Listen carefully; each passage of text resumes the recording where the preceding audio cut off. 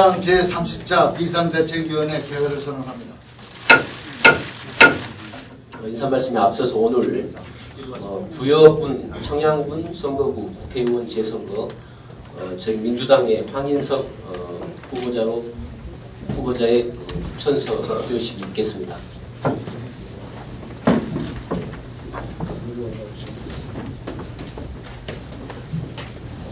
후보자 추천서 부여군 청양군 선거구 국회의원 재선거 성명 황인석 미사람을 민주통합당 당헌 제95조에 따라 2023년 4월 24일 실시하는 국회의원 재선거 민주통합당 후보자로 추천합니다. 2013년 3월 29일 민주통합당 대표자 문희상.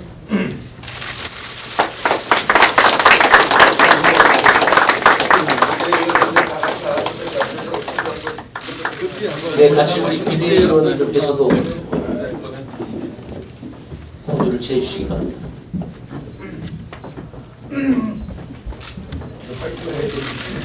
우리가 한번 예. 파이팅 한번 하시죠. 하나, 둘, 셋, 파이팅! 파이팅! 하나, 둘, 셋, 파이팅!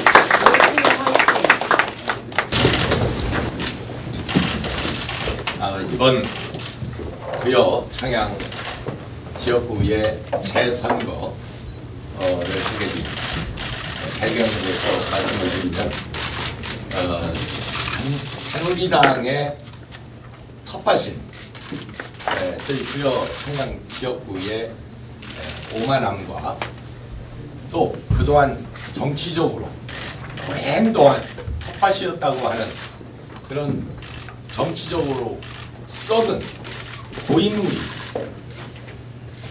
이번에 나타났다고 보면서 우리 지역구의 주민들과 국민들에게 정치적인 정서로 상당하게 충격을 주고 피폐화되어 있는 상황입니다. 그래서 저는 미래 정치를 시작하면서 우리 농업 또 관광지에 실질적인 생활 정치를 하고자 이 정치에 입문했고 이번에 출마하기로 결심을 했습니다. 우리 농촌에 특히 청양과 부여에는 농군이라고 볼 수 있는 이 지역에 경제적으로 상당히 어렵습니다.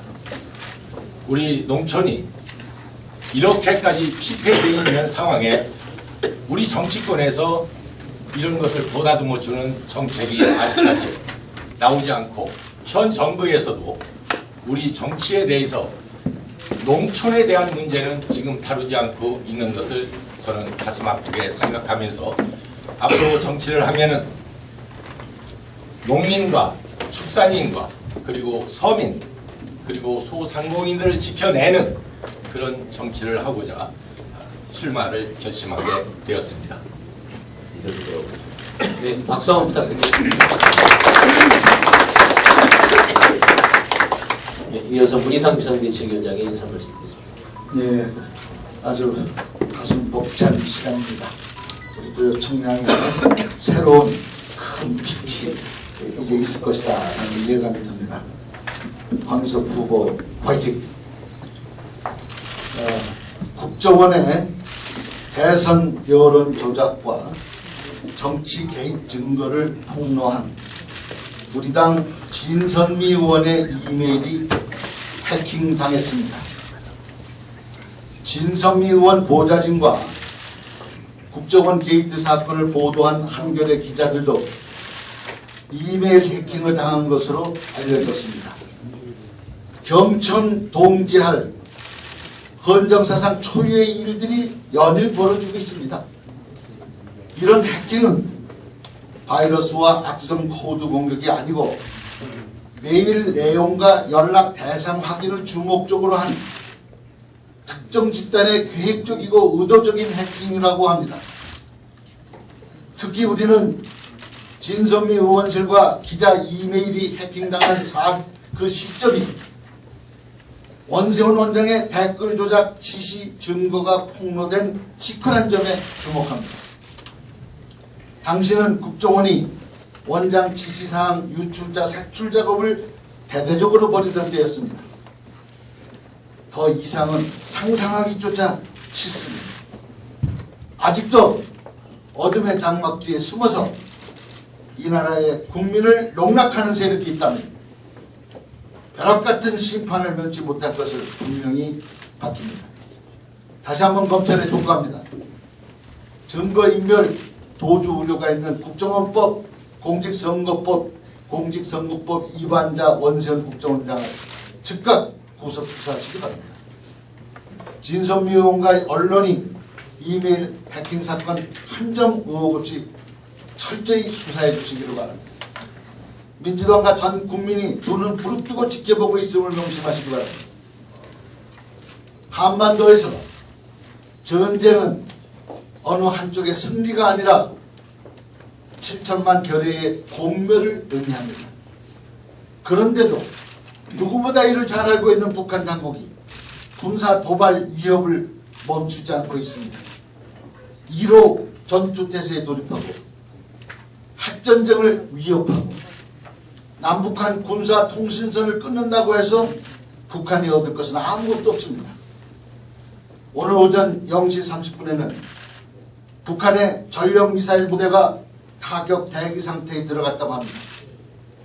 매우 엄중하고도 급박한 상황이 아닐 수 없습니다. 벼랑 끝 전술의 결말은 벼랑 끝 추락이란 비극만이 있을 뿐입니다. 북한 당국은 7천만 결의를 볼모로 한 전쟁 위협을 즉각 중단하시기 바랍니다. 박근혜 대통령께서 확고한 안보를 바탕으로 한 남북한 신뢰 구축을 새 정부 대북 정책의 방향으로 잡은 것 같습니다. 100번 1000번 옳은 말입니다. 환영합니다. 한반도 신뢰 프로세스를 위한 구체적이고 직접적인 행동 계획을 서둘러 실천해야 된다고 생각합니다. 지금 같은 초긴장 국면에서도 쉼없이 돌아가고 있는 개성공단을 바라보면서 남북이 마음만 먹으면 얼마든지 대화가 가능하다는 사실을 알 수 있습니다. 대화해야 합니다. 박근혜 대통령은 남북 대화 재개에 있다는 진일보한 행동계획을 조속히 수립해 주시기를 당부드립니다. 민주당도 열일 제쳐놓고 돕겠습니다. 사흘간의 장준하 선생 결의장이 어제부터 진행되고 있습니다. 오늘 저녁 7시엔 덕수궁 대한문 앞에서 추모 문화제가 열리고 내일 30일엔 서울광장 발인제를 거쳐서 경기도 파주시 장준하 공원에 안장식을 거행한다고 합니다. 선생은 이제 우리 곁을 영원히 떠나지만 진실을 밝히는 일은 우리의 몫으로 그냥 남아있습니다. 장준하 선생님 이제라도 편안히 영면해 주시기를 사함과 기원합니다. 이상입니다. 네, 다음은 박기춘 원내대표의 논의를 드리겠습니다. 인사 참사 청와대가 아직도 뭐가 문제인지 모르는 것 같습니다. 청와대는 대통령의 사과나 민정 라인의 문책을 보여주기식 이벤트라고 이렇게 폄하하여 그 대신 인사 시스템을 먼저 개선하겠다고 했습니다. 참으로 답답합니다. 인사 시스템이 문제를 일으킨 이유가 뭐겠습니까? 바로 대통령의 수첩 인사 그리고 나홀로 인사가 가장 큰 핵심적인 문제일 것입니다. 시스템은 사라지고 수첩만 남았기 때문에 그렇습니다. 청와대 민정 라인은 노라는 말 한마디 못하고 기본적인 검증 책임을 회피해왔습니다. 그러니 시스템을 개선하려면 가장 먼저 해야 할 것은 바로 대통령의 반성과 민정 라인의 교체입니다. 대통령에 다시 한번 촉구합니다. 빨리 결단하십시오. 인사 참사가 이미 불신의 위기로 이어지고 있습니다. 국민의 70%가 박근혜 대통령의 소통에 문제가 있다고 얘기하고 있지 않습니까? 대통령의 사과 그리고 청와대 민정 라인의 교체를 인사 시스템에 리셋합시다. 신뢰 정치로 리셋하시기 바랍니다. 어제 박근혜 정부 2013년 경제정책 방향이 발표됐습니다. 올해 성장률 3%에서 2.3%로 대폭 하향 조정하고 경기 회복을 위해서 10조 원 규모의 추경을 편성하기로 했다고 합니다. 공기업의 투자 확대, 그리고 부동산 규제 완화, 금융 지원과 고용 친화적 세제 등 경기 부양책을 준비하겠다고 했습니다. 백화점식 각가지 경기 부양책을 나열하고 있기 때문에 그 실효성에 대해서는 의문을 갖지 않을 수가 없습니다. 세입 경감이 6조 원으로 지출은 4조 원 수준에 불과해서 경기 부양용이라고 보기는 어렵다고 생각합니다. 추경 필요성은 인정하나 여야정 논의 등 공론화할 필요가 있다고 생각합니다. 정부는 다음 달에 추경을 하겠다며 너무 서두르고 있는 듯 생각이 듭니다. 그러나 한국은행은 경기가 바닥을 지났다고 보고 금리 인하와 그리고 경제 위로의 인식 여부에 대해서는 부정적입니다. 시장에 대해서 상반된 신호를 보낼 우려가 높습니다. 추경 자체보다 추경의 내용이 중요하다고 봅니다. 내수를 살리는 복지 지출에 중점을 둬야 할 것입니다. 어제 청주의 한 공장에서 유해 화학물질 사고가 또 발생했습니다. 올해 들어서만 벌써 18번째라고 합니다.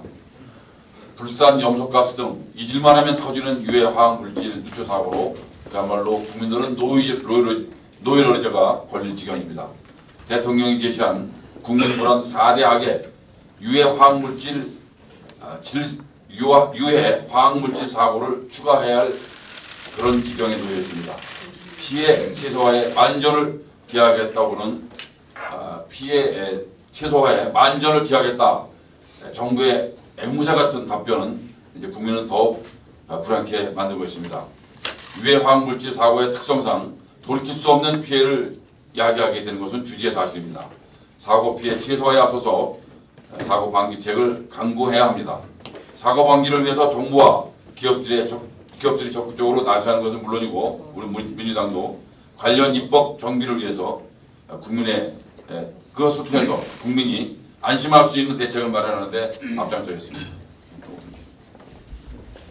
네, 다음은 서른 비상대책위원회 발언 있겠습니다. 책임 정치가 실종되려 하고 있습니다. 정치인을 잘하면은 국민으로부터 지지를 받고 정치가 잘못되면은 국민으로부터 비판받아서 책임지는 책임 정치가 이루어져야 제대로 된 정치가 됩니다. 근데 지금 박근혜 대통령은 인사 참사를 일으키고도 아무런 반응이 없습니다.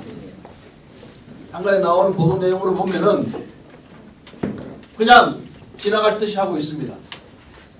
그럴 수도 있을지 모릅니다만은 그러나 그건 큰 착각이 될 것입니다. 국민들 가슴에 드러난 상처가 아물지 않고 계속 간다는 사실을 박근혜 대통령은 아셔야 합니다. 지금 국민들은 박근혜 대통령이 잘 되기를 바랍니다. 정치를 잘해주기를 바랍니다. 취임 초에 잘못할 수도 있다 생각합니다. 문제는 잘못된 사실을 인정하고 앞으로는 잘하겠다 이런 모습을 보일 때 국민들이 안심하고 잘한다고 할 수 있습니다. 그런데 박근혜 대통령 그에 대해서 아무런 반응이 없습니다. 이런 지극히 인사 참사보다 더 잘못하는 일이라고 생각합니다. 이것은 앞으로도 또 그러겠다는 이야기고 그렇게 되면 우리에게는 미래가 없게 된 셈입니다. 박근혜 대통령 이 점을 숙고하시고 빨리 인사 참사에 대해서 책임지는 모습을 보이시고 후속 조치를 취하기를 바랍니다. 이상입니다. 네, 다음은 김동철 비상대책위원회 발언 있겠습니다. 네, 갈수록 고조되는 북한 김정은 정권의 대남 도발이며 우려 수준입니다. 지난 2월 12일 3차 핵실험을 시작으로 남북 간에 마지막으로 남아있던 개성공단의 군 통신선마저 차단하는 겁니다. 위협과 공갈을 일삼는 행위는 한반도 평화와 안정 그리고 통일 환경에 스스로 족쇄를 채우는 반통일적 반평화적 행위로서 이를 강력히 규탄합니다. 북한은 이러한 일련의 전쟁 위협을 통해서는 국제사회로부터의 제재 수위만을 높이고 더 깊은 고립의 늪으로 빠져들 뿐 아무것도 얻을 수 없다는 점을 분명히 알아야 합니다. 이런 상황에서 박근혜 정부가 선대화 후 비핵화 기조를 밝히면서 이명박 정부의 실패한 대북 정책에서 벗어나려는 모습은 평가할 만한 일입니다. 북한의 이와 같은 무모하고 어리석은 행태는 전적으로 99.99% 북한의 책임이지만 지난 5년 동안 이명박 정부의 대북 정책에도 일단의 책임이 있습니다. 과거 이명박 정부의 대북 정책, 북한이 핵을 포기하고 개혁 개방에 나선다면 북한 주민들의 1인당 소득을 10년 안에 $3,000가 되도록 하겠다는 이와 같은 독단적이고 허무맹랑한 보상을 5년의 시간만 구성세월을 썼습니다.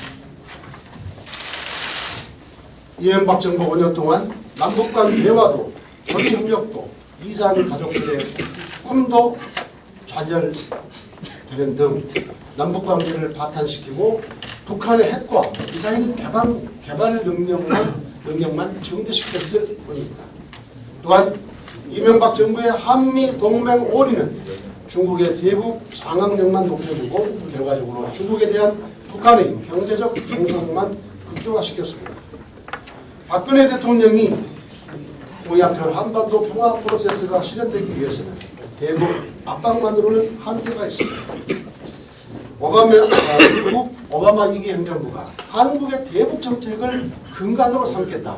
그렇게 해서 미국의 한반도 정책을 짜겠다는 입장을 밝힌 바 있기 때문에 이러한 미국을 잘 이끌어서 활용하고 시진핑 체제의 중국이 보다 적극적으로 나서게 하면서 이런 한반도 주변국의 변화를 북한에 일깨워주는 전략이 필요합니다.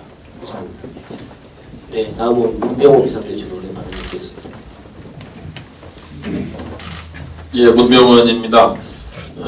청와대가 국가정보원과 국군기무사령관의 대통령 정례 독대 보고를 5년 만에 폐지하기로 결정한 것으로 알려졌습니다.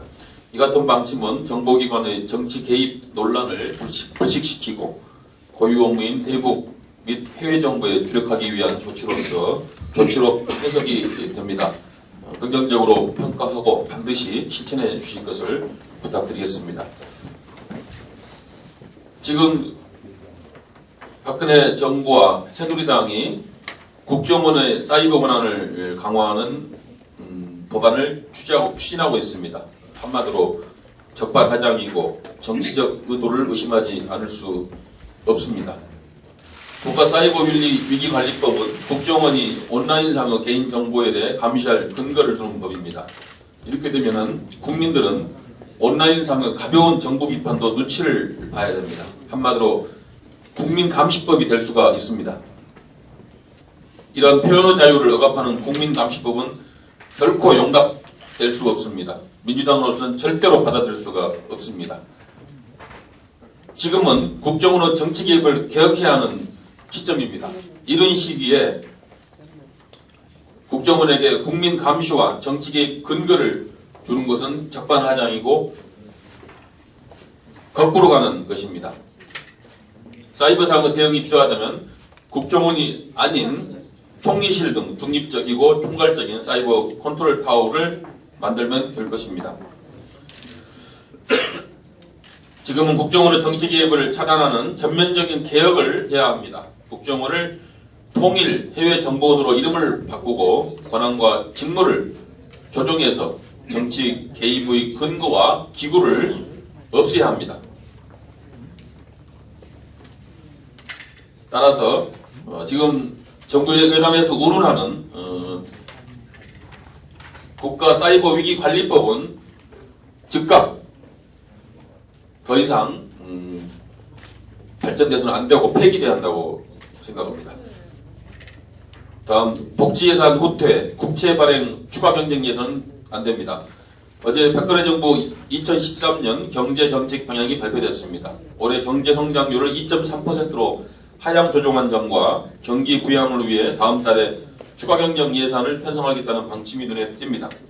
먼저 정부는 당초 3%로 예상했던 성장률이 2.3%까지 떨어지면서 올해 세수입도 6조 원 이상 감소가 불가피하다고 전망했습니다. 세수가 줄어들 거라고 해서 복지 예산이 축소되어서는 안 될 것입니다. 지금 국민들은 4대 중증질환, 기초노령연금 등 박근혜 정부 공약 후퇴에 분노하고 있습니다. 이제 세수 부족을 이유로 축소된 공약마저 예산 집행을 저울질해서는 안 될 것입니다. 그리고 4월 편성 예산인 10조 원 추가 경년 예산 재원 대책을 내놔야 할 것입니다. 국채 예산, 국채 발행으로 예산을 조달해서는 안 됩니다. 지금 국민소득은 제자리이고 나라 빚은 눈덩이처럼 불어나고 있습니다. 이런 상황에서 또다시 나라 빚으로 경기를 부양하겠다는 것은 매우 부적절합니다. 유럽 여러 나라 금융위기에서도 보듯이 나라 빚이 많아지면 외국 금융자본에 휘둘릴 수 있습니다. 박근혜 대통령은 국민들께 경제성장과 복지 확대를 위한 범국민적인 재원대책을 호소하고 합의를 이끌어내 주실 것을 권고합니다. 감사합니다. 네, 다음은 박홍근 의원님 발언 있겠습니다. 예, 정수장학회는 박정희 전 대통령이 강탈해서 만든 작물입니다. 박근혜 대통령은 사유불 지배 논란이 있을 때마다 나는 정수장학회와 무관하다 이렇게 말해왔습니다. 그 말을 고지고대로 믿는 사람도 없지만 어제 있었던 정수장학회 신임 이사장 인사는 정수장학회가 박근혜 대통령의 사유물이나 마찬가지라는 의혹을 다시 한번 확인시켜줬습니다.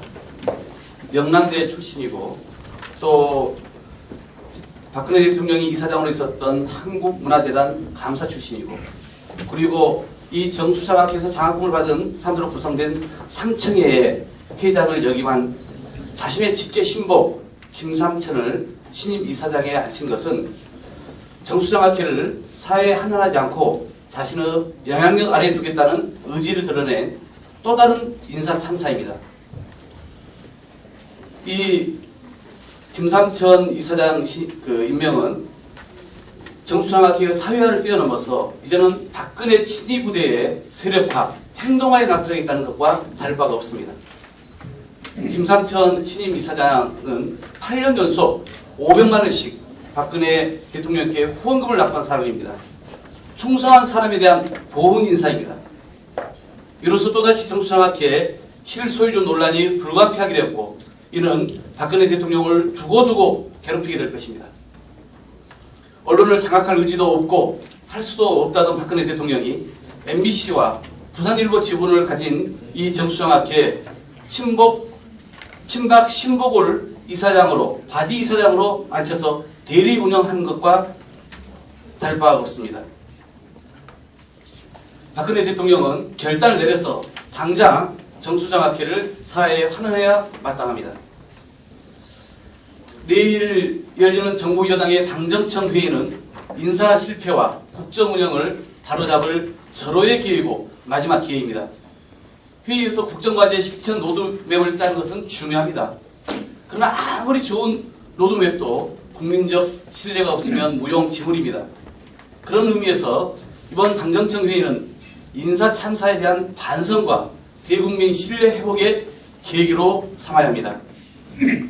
새누리당은 대통령께 이제 그만 수첩을 접고 길을 여시라라고 확실하게 할 말을 해야 합니다.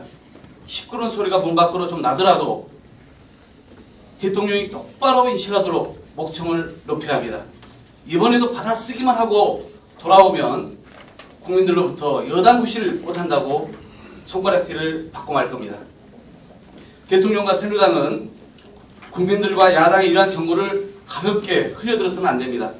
지금처럼 잘못했다고 계속 고집을 피우다가는 국면 전환의 때를 놓치고 앞으로 남은 59개월 동안 국정 동력을 상실하고 표류할 것입니다. 이것이 마지막 촉구가 되길 바랍니다. 대통령은 인사 참사에 대한 대국민 사과와 함께 무능한 민정 인사 라인에 대한 대대적인 수술을 감행하시기 바랍니다. 이상입니다. 네, 다음은 변재일 정책위원장의 발언이 있겠습니다.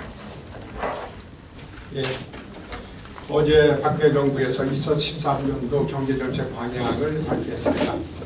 예, 발표의 내용을 보면서 첫 번째 받은 느낌은 무엇을 하자는 것이냐, 어떻게 하자는 것이냐, 이명박 정부 5년간 지치고 고단한 우리 서민들한테 어떤 희망을 줄 것이냐, 우리 국민들은 박근혜 정부에서 무엇을 기대할 수 있을 것이냐, 이런 의문밖에 들지 않았다. 이런 말씀 먼저 드리겠습니다. 매년 정부가 경제정책 방향을 발표합니다.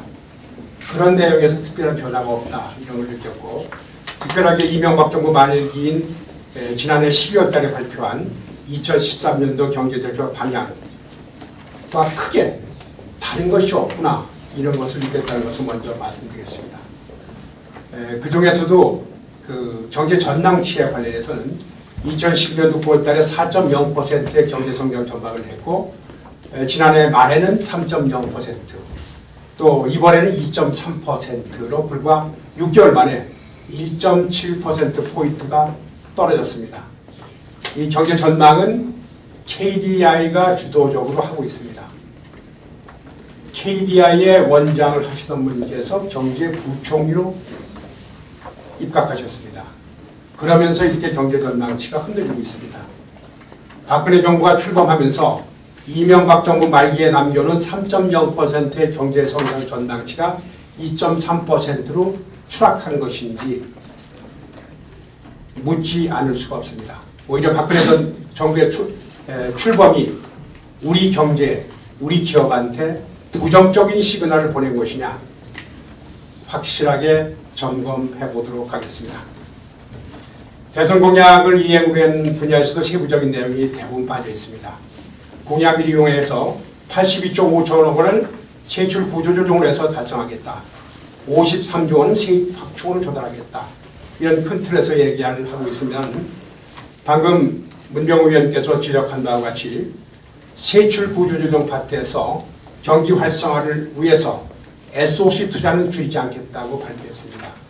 그렇다면 어느 부분에서 세출 구조 조정일 것이냐, 복지 부분의 축소로 이어지는 것이 아니냐, 이런 우려를 금할 수가 없고, 그렇게 되지 않도록 하겠다는 경고를 함께 드립니다. 경제민주화 대책 항목에는 들어가 있습니다만 구체적 실천 의지는 전혀 찾아볼 수 없다, 이런 말씀 드리겠습니다. 구체적인 내용에 대해서는 좀 더 심도 있는 분석을 통해서 오후에 다시 한번 말씀드리도록 하겠습니다. 국민들이 박근혜 정부가 출범하면서 대선 당시에 박근혜 대통령께서 공약하신 내용, 100% 국민 행복시대, 중산층 복원, 70%의 고용률 달성, 약속대로 해주실 것을 기대하고 있습니다. 기대를 저버리는 일이 없도록 해주시기 부탁드립니다. 네, 추가 공개 발언하실 분 있으십니까? 그럼 이후 진행은 비공개로 전화 통화하겠습니다. 한번 사이버 테너 한번 예. 지금 국가사이버위기관리법 제정 문제가 초미의 관심사로 되어 있습니다. 민주당 입장에서는 현재 새누리당 정권이나 박근혜 정부가 추진하고자 하는 사이버위기관리법 도저히 받아들일 수 없습니다. 민주당에서는 사이버 테러, 전자적 침해 행위라고 합니다. 여기부터 주요 정보통신 기반 시설을 보호하기 위해서 김대중 정부 시절에 정보통신 기반 보호법을 만들었습니다.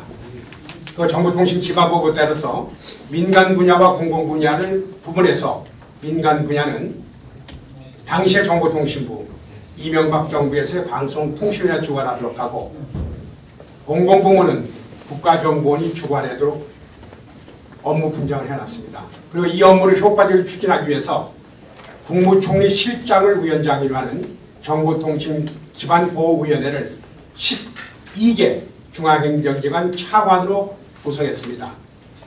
공공부문의 정보 보호를 위해서, 사이버 테러부터 방지를 위해서 국정원 차장을 위원장으로 하고 12개 중앙행정기관 국장급으로 하는 공공부문 실무위원회를 구성해서 행정 분야라든지 교통 분야라든지 상수도 같은 정수 분야, 발전 분야에 대한 대책을 마련하도록 했고, 민간 실무위원회는 정보통신부 차관, 이어진 방송통신위원회, 그리고 현재는 미래부 1차관이 됐습니다. 이 분야에서 위원장을 맡고 12개 중앙행정기관의 국장급으로 통신 분야, 은행 분야, 증권 분야, 병원 분야 등 비록 민간 분야라 할지라도 그 정보통신 시스템이 붕괴되는 경우에, 침해를 받는 경우에 대한민국 국민의 정상적인 삶에 위해를 가져올 수 있다는 분야에 대해서는 종합적이고 체계적인 대응 체제를 갖추도록 했습니다.